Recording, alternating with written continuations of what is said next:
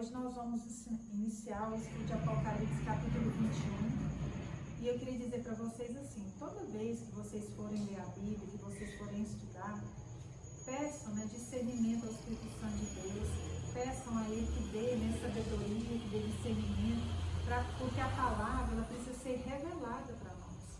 E isso a gente só tem quando nós estamos na presença do Espírito Santo, amém? Então vamos lá. O novo céu e a nova terra. Capítulo 21, a partir do versículo 1. Vi novo céu e nova terra, pois o primeiro céu e a primeira terra passaram, e o mar já não existe. Quando Deus criou os céus e criou a terra, lá no livro de Gênesis 1, Deus criou tudo perfeito, tudo em harmonia.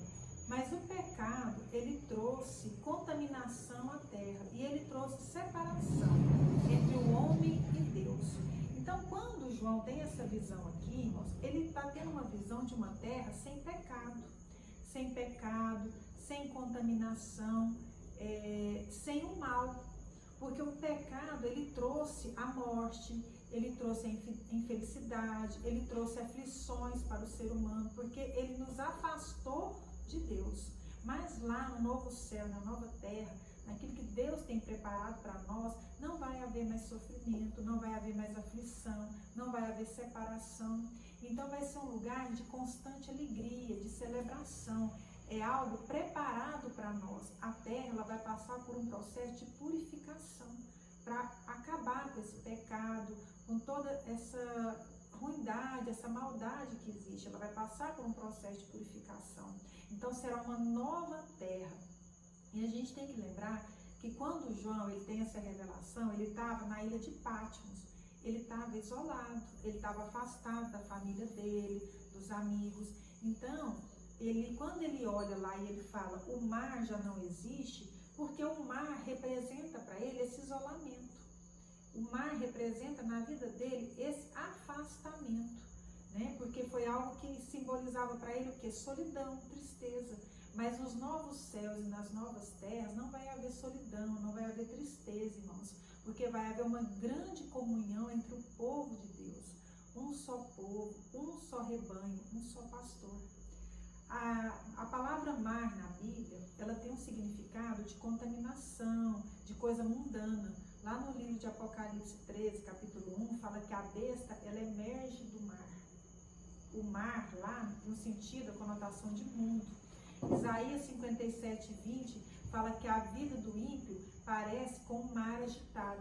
Ou seja, então o mar para ele aqui não simboliza coisas boas. Simboliza o quê? Isolamento, separação, contaminação.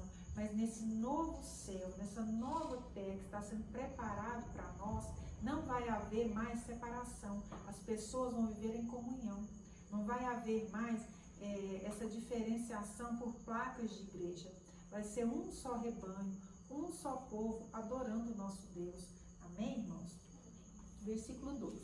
Vi também a cidade santa e a nova Jerusalém, que descia do céu, da parte de Deus, ataviada como noiva, adornada para o seu esposo. Aqui ele vai falar de cidade santa.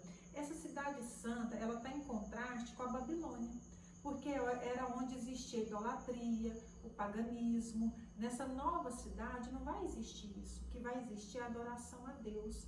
Ele vai falar de uma nova Jerusalém. Por que nova Jerusalém? Porque a Jerusalém que passou, ela recusou, ela rejeitou o Messias que lhe foi preparado. E ele vai falar de uma noiva.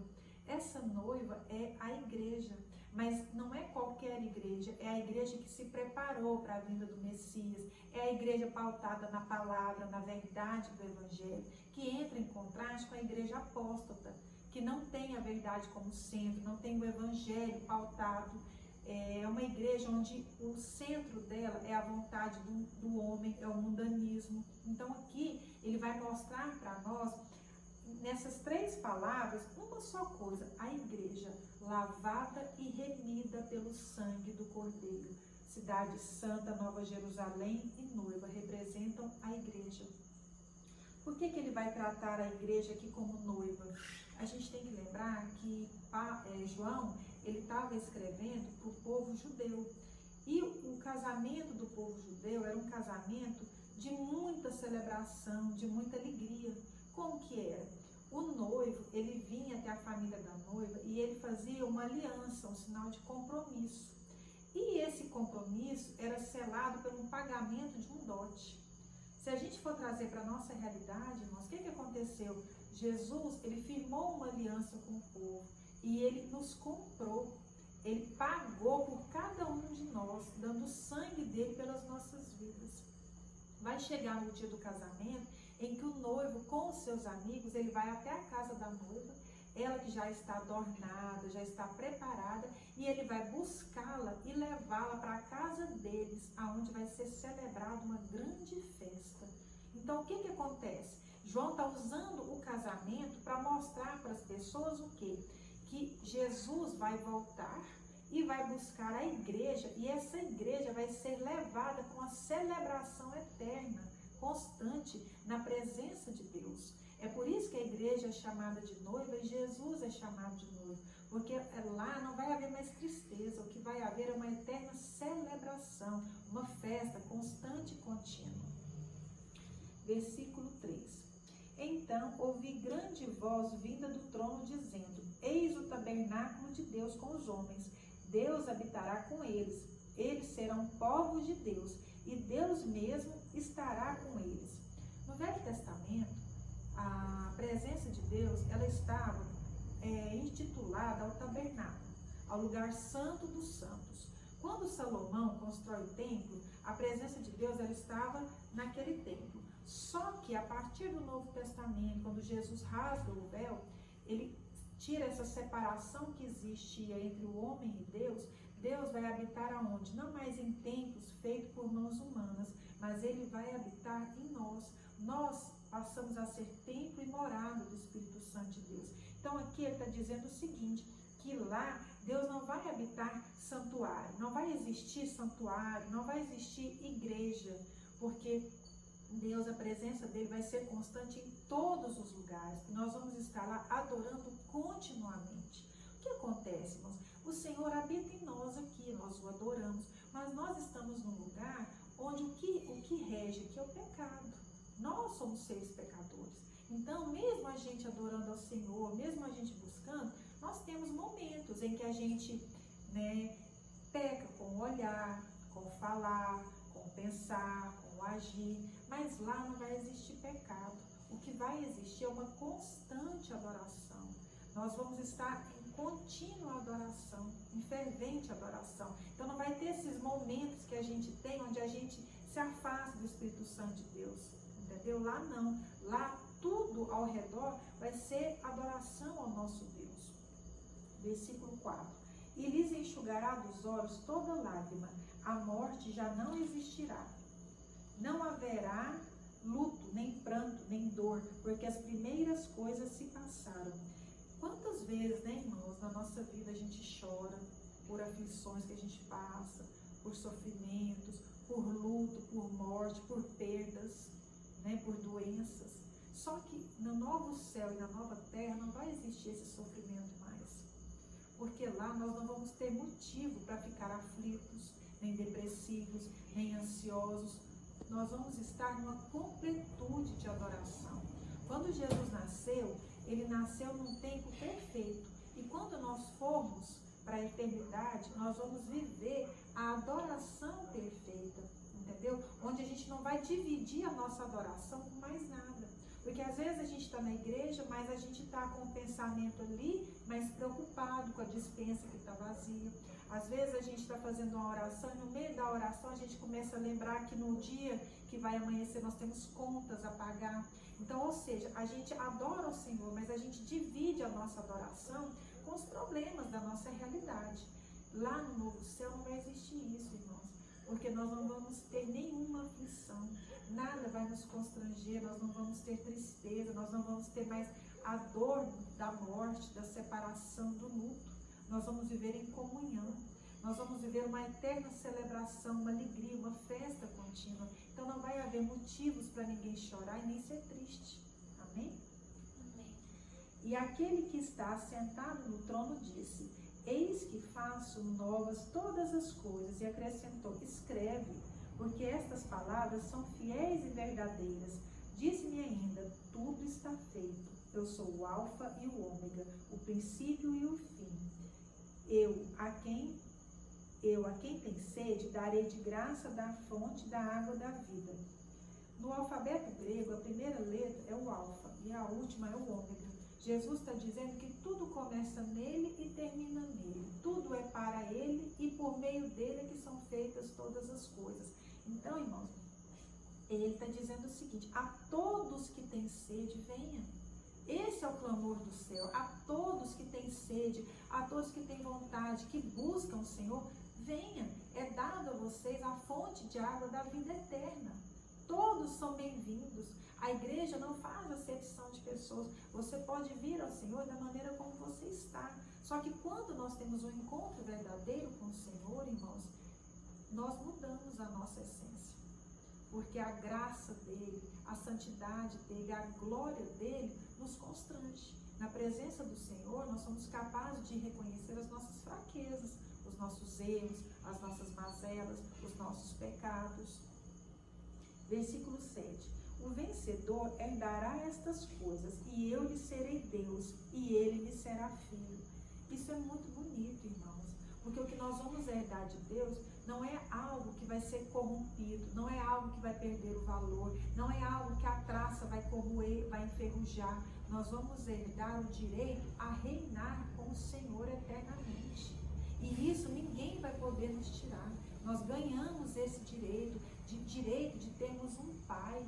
Como é importante a gente olhar para Deus e enxergá-lo como um Pai que cuida, um Pai que corrige, um Pai que ensina, mas um Pai também que é provedor, um Pai que se preocupa com as suas necessidades, um Pai que conhece as suas dificuldades, um Pai que tem prazer em abrir portas para aquele que o busca, sabe? Então isso é maravilhoso na nossa vida, irmãos, e nós temos essa certeza conosco. Nós vamos herdar o reino dos céus e vamos adorar o nosso Pai de perto. Nós vamos poder estar continuamente na presença dele. Amém? Amém. Versículo 8. Quanto, porém, aos covardes, aos incrédulos, aos abomináveis, aos assassinos, aos impuros, aos feiticeiros, aos idólatras e a todos os mentirosos, a parte que lhes cabe será no lago que arde com fogo e enxofre, a saber, a segunda morte.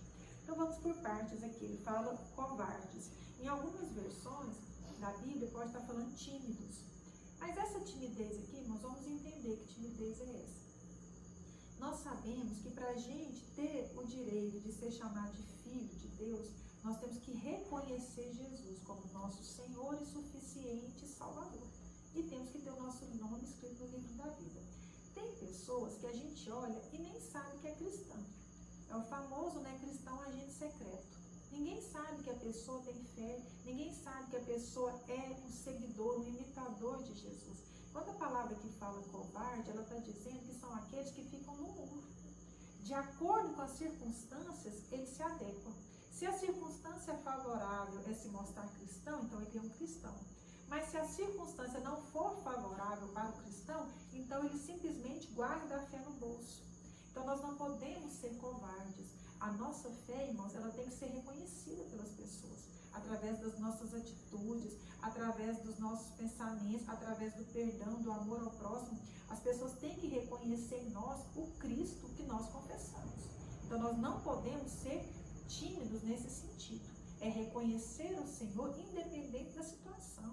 Se eu tiver que perder um emprego por ser cristão, eu vou perder, mas eu não vou abrir mão da minha fé. É nesse sentido. Os incrédulos, porque nós sabemos que só existe um caminho até Deus. Jesus disse, eu sou o caminho, a verdade e a vida. Mas o incrédulo é aquele que acha que pode ir ao céu por outro caminho. Ou até mesmo aquela pessoa que acredita que morreu, acabou. Tem gente que não acredita em vida após a morte. Tem gente que acredita assim, que quando a pessoa morre, acabou. Ela vira poeira, vira purpurina e some. Acabou, não tem mais nada. E isso não existe, irmãos. Isso não é uma verdade. Quem pensa dessa maneira não vai herdar o reino dos céus. Os abomináveis são aqueles que fazem coisas que é abominável aos olhos de Deus. Pessoas que pecam e levam outras a pecar. pessoas que praticam a zombaria, a chacota ao nome de Deus, as coisas que são santas. Então são pessoas que, além delas praticarem coisas abomináveis, elas levam outras a também praticar, entendeu? Então assim, elas estimulam o pecado. Aos assassinos, nós temos que reconhecer, irmãos, que nós não temos o direito de tirar a vida de ninguém. Esse direito só pertence a Deus. Deus deu a vida e Deus há de tirar.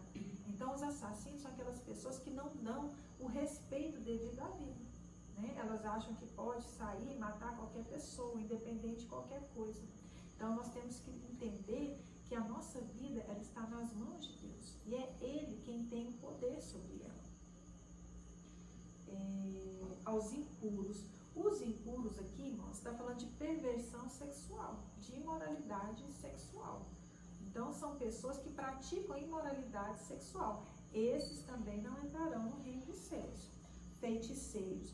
Feiticeiros, a gente pode entender como aquelas pessoas que consultam os mortos, né? Pessoas que têm costume de fazer orações aos mortos. Então, ou seja, ao invés delas buscarem discernimento em Deus, elas vão estar buscando o quê? Os mortos. Vão estar fazendo obras de bruxaria, de feitiçaria, para conseguir alcançar o que elas desejam. Os idólatras. Idolatria aqui, irmãos, não é só no sentido de idolatrar imagens de barro. A gente pode idolatrar uma pessoa, um pregador, um cantor. Nós podemos idolatrar o dinheiro. Nós podemos idolatrar um trabalho, uma posição social, um carro. Então, nós temos que ter muito cuidado, porque o nosso coração só tem espaço para um Senhor, e esse Senhor tem que ser Deus. Eu não posso, irmãos, dividir o altar que é de Deus com mais nada, porque todas as vezes que eu ponho algo no lugar que é de Deus, Ele vai tirar.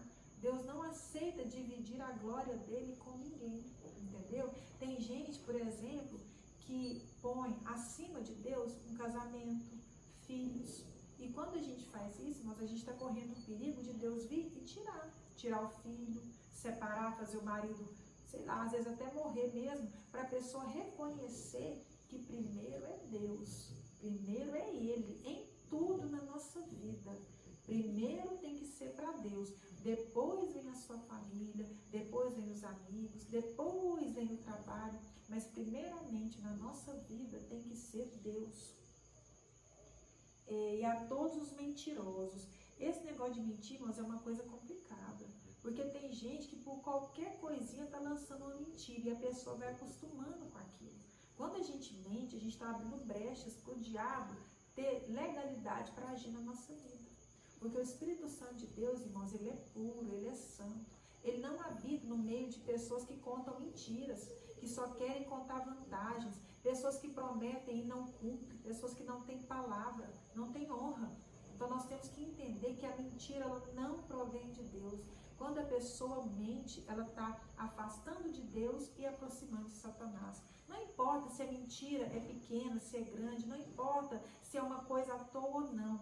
O cristão, irmãos, ele tem que ser reconhecido por falar a verdade. Se eu errei, eu tenho que reconhecer o meu erro. Ir lá e fazer o que eu puder para solucionar o problema, para resolver. Eu não posso achar que uma mentira vai falar, mas eu vou dar uma mentirinha porque aí a pessoa não sofre. Não, irmãos, nós temos que dizer a verdade a qualquer custo. A verdade é que liberta. Todas as vezes que nós mentimos, nós estamos trazendo maldição para a nossa vida. Por quê? Porque nós estamos dando ao diabo legalidade para operar na nossa vida. Então nós temos que buscar cada dia mais a presença do Espírito Santo de Deus. Mas se eu fico contando mentiras, eu não estou buscando ao Senhor. Eu estou dando brecha e legalidade para Satanás operar na minha vida. A parte que lhes cabe será o lado que arde com fogo e enxofre. Ou seja, todos esse tipo de pessoa, eles vão para o inferno.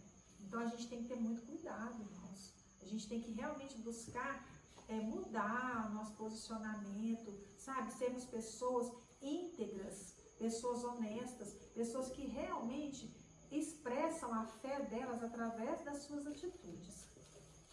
Vamos lá, versículo 9, a Nova Jerusalém. Então veio um dos 7 anjos que tem as 7 taças cheia dos últimos 7 flagelos, e falou comigo, dizendo: vem, mostrar-te-ei a noiva, a esposa do Cordeiro. E me transportou em espírito até uma grande e elevada montanha, e me mostrou a santa cidade, a Jerusalém, que descia do céu, da parte de Deus. Aqui, irmãos, veja bem, ele está dizendo que Jerusalém vai descer do céu. Então ela não foi feita por mãos humanas, ela foi feita por Deus. Por quê? Porque nessa cidade não vai ter pecado, nessa cidade não vai ter tristeza, não vai ter medo, não vai ter choro. Então é algo que vem de Deus para nós, é uma novidade de vida. A palavra fala que nem olhos viram, nem ouvidos ouviram aquilo que o Senhor tem preparado para aqueles que o amam. Então tudo aquilo que às vezes a gente entende como felicidade, não é nada se comparar daquilo que Deus tem preparado para nós. Versículo 11.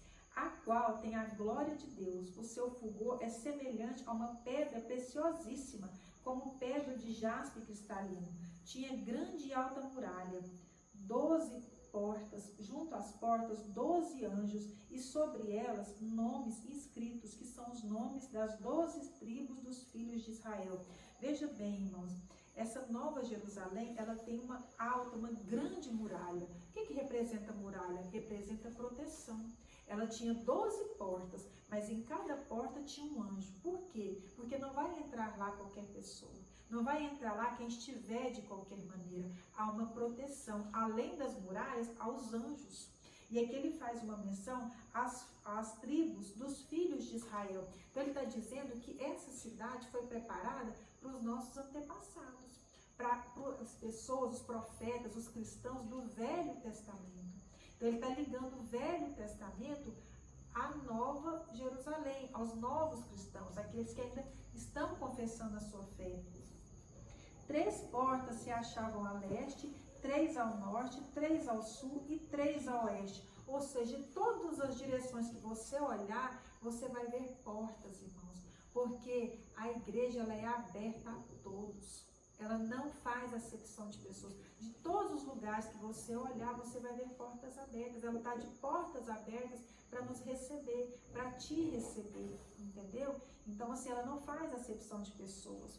A muralha da cidade tinha 12 fundamentos, e estavam sobre este os 12 nomes dos 12 apóstolos do Cordeiro. Ou seja, ela está fundamentada na verdade. Essa nova Jerusalém, ela está fundamentada o quê?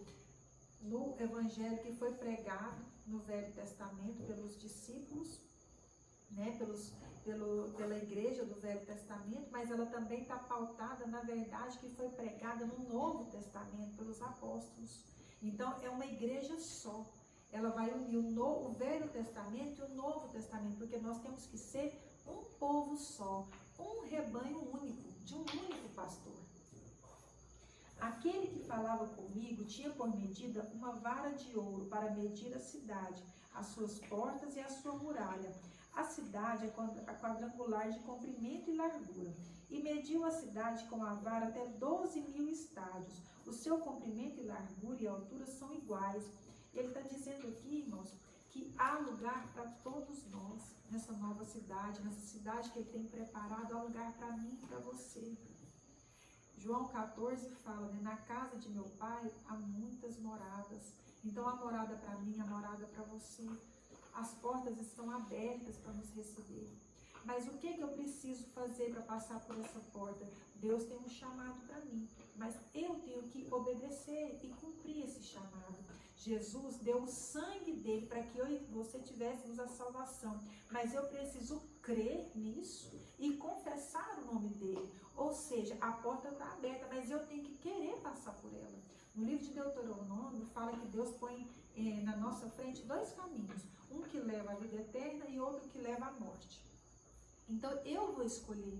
A escolha é sua, irmãos. Você vai escolher qual caminho você quer seguir. A porta está aberta, mas para passar por essa porta, você precisa fazer a sua parte. O que Deus tinha que fazer por mim e por você, Ele já fez. Agora é comigo e com você. Cabe a mim e a você rejeitar as coisas do mundo, não se contaminar, buscar viver em conformidade com a palavra, buscar a presença do Senhor. Não cabe mais a Deus. As pessoas têm muito costume, irmãos, quando as coisas não vão bem na vida delas, de culpar a Deus. Mas ninguém lembra que elas buscaram com as próprias pernas viver no pecado. Viver longe de Deus, dando brecha, dando legalidade para o maligno atuar na vida delas. Você está entendendo? Quando eu busco a Deus, quando eu me arrependo dos meus pecados, quando eu confesso os meus pecados diante de Deus, quando eu digo, Senhor, eu preciso do Senhor na minha vida, irmãos, Ele tem total prazer e alegria em cuidar de nós, em prover aquilo que a gente precisa, em saciar as nossas necessidades, porque Ele é o nosso Pai. Qual é o pai que vê o filho pedindo um pão e ele vai dar uma pedra? Isso não existe, irmãos. Se nós, sendo maus, conseguimos ser bons em alguns momentos, ter atitudes boas, imagine o Senhor. Ele nos criou para esse propósito. Quando Deus nos criou, Ele já tinha esse propósito, nós estivéssemos lá com Ele, adorando a Ele. Foi para isso que Ele nos criou. Quando Deus criou tudo lá em Gênesis, Ele deu ao homem o direito de ser senhor de toda a criação. Se a gente for olhar lá, a gente vai ver. Ele deu ao homem o direito de dar nome aos animais e de ser senhor e controlar e governar os animais. Por quê? Porque o homem seria senhor da natureza, mas Deus seria senhor do homem. É isso que Deus quer de nós. Deus quer ser o senhor da nossa vida. E o que significa Ele ser o nosso senhor? Significa, irmãos, que eu não vou agir pela minha cabeça, eu não vou agir pelas minhas emoções, eu vou agir de acordo com a vontade do Deus que eu sinto. Eu não vou agir por mim mesma, eu vou agir de acordo com aquilo que o Senhor tem para mim, de acordo com aquilo que Ele diz que é bom para mim. Você está entendendo? E isso faz muita diferença para nós, porque quando a gente está debaixo da autoridade do Senhor, irmãos, você pode passar por lutas, você vai passar por lutas, mas você tem a mão dele te guardando e te protegendo. Vamos lá. Versículo 17. Mediu também a sua muralha, 144 côvados, medida de homem, isto é, de anjo. A estrutura da muralha é de jaspe. Também a cidade é de ouro puro, semelhante ao vidro líquido. Veja bem, irmãos, é uma cidade gloriosa, uma cidade feita de ouro, de pedras preciosas.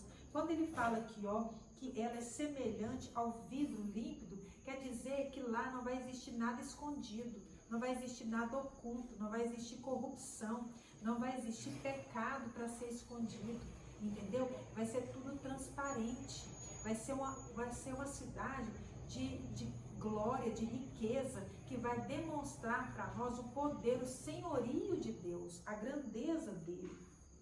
19. Os fundamentos da muralha da cidade estão adornados de toda espécie de pedras preciosas. O primeiro fundamento é de jaspe, o segundo de safira, o terceiro de calcedônia e o quarto de esmeralda. Pensa bem, quem é que vai ter pedra preciosa e vai deixar à vista? Quando a gente tem algo que é muito precioso, o que a gente faz? A gente guarda, a gente esconde.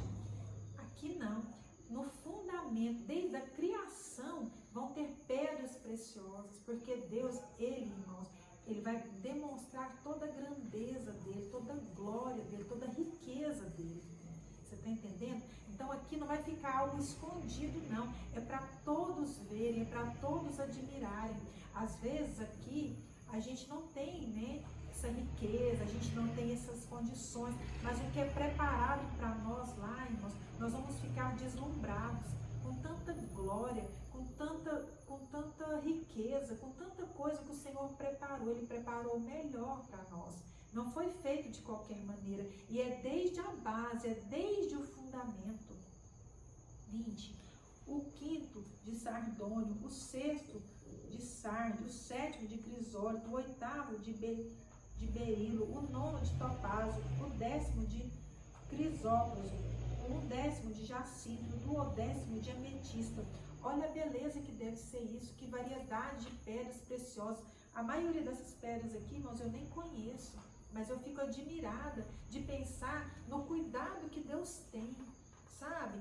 É o cuidado que Ele tem de fazer tudo para nós, para que nós venhamos usufruir, irmãos. Ele está preparando tudo isso para mim e para você. Ele está preparando uma vida abundante para aquele que permanecer fiel, para aquele que não negociar a sua fé, para aquele que for constante, irmãos, sabe? Para aquele que não abrir mão de estar na presença de Deus. O que nos espera é algo muito grande se comparado ao que nós passamos aqui nessa terra. O nosso sofrimento aqui, irmãos, é mínimo se comparado à grande alegria, à grande felicidade que nos aguarda. Vamos lá, 21. As 12 portas são 12 pérolas, e cada uma dessas portas de uma só pérola. A praça da cidade é de ouro puro, como vidro transparente. Nela não vi santuário, porque o seu santuário é o Senhor, o Deus Todo-Poderoso e o Cordeiro. Por que ele não viu o santuário? Porque lá Deus vai habitar e reinar plenamente. No Velho Testamento, o santuário ele era feito, o tabernáculo, de madeira de acácia. É uma madeira muito retorcida, uma madeira difícil de ser trabalhada. Mas quando ele era erguido, Deus mandou que cobrisse aquelas madeiras com ouro. Porque todas as vezes, irmãos, que Deus olha para a igreja, Ele não vê os nossos pecados, Ele não vê as nossas mazelas. A madeira era retorcida, difícil de ser trabalhada, uma madeira complexa, complicada. Lembra a nossa natureza.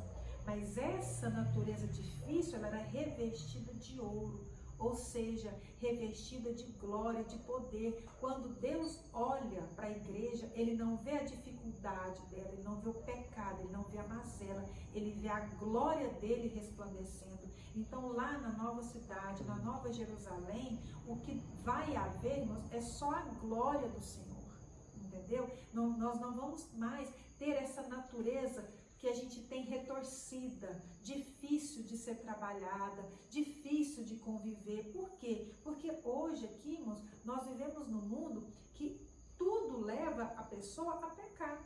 Se a gente realmente não fizer um propósito de servir ao Senhor, se a gente realmente não tiver uma base na palavra, a gente vai se perder por vento de doutrina. Porque o diabo, irmãos, ele não perde tempo, ele é ludibriador, ele é usurpador, ele é enganador. Ele vem para corromper o coração do homem. Ele vem para roubar a adoração que é devida a Deus, porque ele quer ser adorado. Só que lá não vai haver isso, porque não vai haver pecado. Então nós vamos ter um coração totalmente voltado a Deus. A nossa adoração lá, irmãos, ela não vai ter competição, ela vai ser somente do Senhor. O altar que nós vamos construir para o Senhor, que é aqui, ó, em nós mesmos, vai ser totalmente entregue a Deus. É só dele, é só por ele. Então não vai precisar de uma construção. Hoje, por exemplo, nós vamos à igreja adorar, porque a gente tem essa necessidade de se encontrar para cultuar ao Senhor. Mas lá não vai precisar disso, porque lá nós vamos estar face a face com o Pai. Então eu não vou precisar de um lugar feito por mãos. Eu não vou precisar de um lugar específico para adorar, porque aonde eu estiver, eu vou estar na presença do Pai. Glória a Deus, aleluia. 23. A cidade não precisa nem do sol e nem da lua para lhe dar claridade, pois a glória de Deus a ilumina e o Cordeiro é a sua lâmpada. Irmãos, a glória de Deus vai ser tão grande que os astros, como o sol e a lua, vão perder o seu poder. Lá não vai existir noite, não vai existir trevas. Vai ser uma constante luz, porque Deus é luz, entendeu? E aonde Ele chega, as trevas, elas saem. Então não vai ter necessidade de sol e nem de lua, e não vai haver trevas nem escuridão, não vai haver noite. Nós vamos viver na eterna luz do Senhor. 24. As nações andarão mediante a sua luz, e os reis da terra lhe trazem a sua glória. Aquele que é rei aqui na terra, lá no céu, ele vai reconhecer que o único rei é Deus. Eles vão levar a glória para Deus. 25. As suas portas nunca, jamais se fecharão de dia, porque nela não haverá noite. E lhe trarão a glória e a honra das nações. Ou seja, irmãos, as portas não vão fechar. Sabe por quê? Porque lá não vai ter perigo de entrar ladrão. Lá tem a muralha de proteção, e além da muralha vão ter os anjos guardando. Quem estiver lá, está lá porque foi convidado a estar lá. Quem estiver lá foi porque teve o Senhor, recebeu o Senhor como seu Senhor e Salvador, foi porque teve o seu nome escrito no livro da vida. Então essa pessoa, ela não fez nada para estar lá, mas ela recebeu essa graça de Deus. As portas estão abertas e essa pessoa recebeu essa graça de Deus para estar lá. É isso que a gente tem que ter consciência. A porta hoje, o caminho hoje, irmãos, ele está aberto para nós. Mas muitos não querem passar. Muitos não querem reconhecer quem é Deus. 27. Nela nunca, jamais penetrará coisa alguma contaminada, nem o que pratica abominação e mentira, mas somente os inscritos no livro da vida do Cordeiro. Ou seja, nada contaminado vai entrar nessa cidade nova. Pecado nunca mais vai existir, irmãos, porque Jesus já colocou debaixo dos seus pés todos os inimigos de Deus. Jesus veio e cumpriu a sua missão. Ele derrota os inimigos de Deus e leva para o Senhor a igreja. Então eles vão reinar completamente.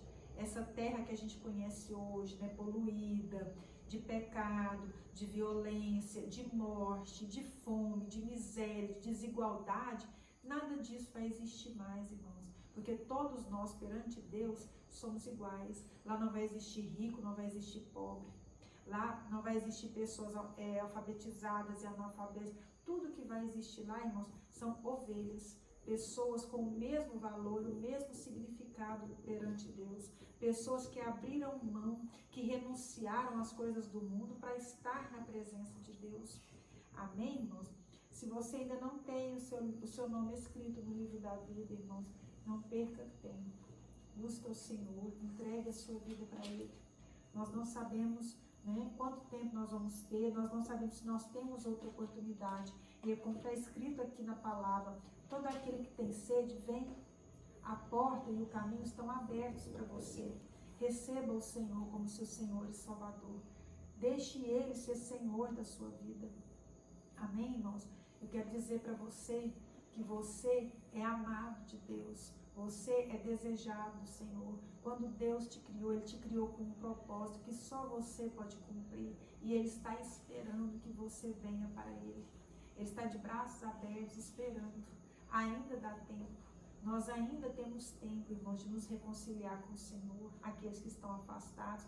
Ainda dá tempo daqueles que não receberam o Senhor Jesus como Senhor e Salvador, de fazerem isso, para que você venha viver o gozo da eternidade ao lado do Pai, para que você tenha acesso a tudo aquilo que o Senhor preparou para nós. Sabe o que eu acho que vai ser pior no inferno? A pior coisa que eu acho que vai existir lá não é nem a questão do fogo que nunca cessa, nem a questão da ferida que não cicatriza ou do bicho que não para de roer. Eu acho que o pior que a pessoa vai viver no inferno vai ser ela ter a consciência de que foi pregada a verdade para ela, a consciência de que ela foi chamada a estar nesse banquete que nos é preparado, mas ela rejeitou por incredulidade. Ela rejeitou por preferir as coisas do mundo. Ela rejeitou por não acreditar, por não reconhecer Jesus. Então, abra os seus olhos, abra o seu coração. Se essa palavra falou com você, eu quero te convidar a receber esse Senhor na sua vida. Porque, irmãos, não há nada melhor do que receber a Deus como Senhor das nossas vidas, como alguém que nos ama e cuida de nós. Se você gostou dessa palavra, se esse estudo aprofundado trouxe algo de novo para a sua vida, não esqueça de deixar o like, de curtir e compartilhar esse canal, para que a gente continue aí alcançando mais e mais almas. Amém? Eu deixo um grande abraço para vocês e até a semana.